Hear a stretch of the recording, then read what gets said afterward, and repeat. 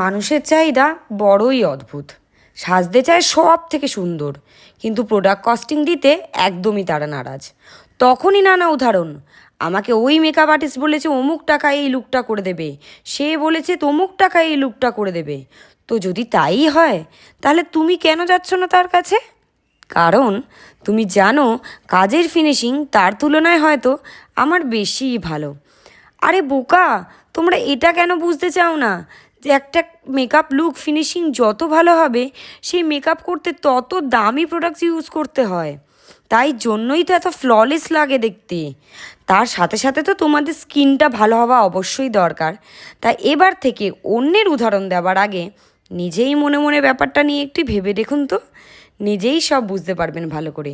আর বাকি যদি এই লুকটা ভালো লাগে, তাহলে অবশ্যই লাইক, কমেন্ট আর শেয়ার করে দেবেন।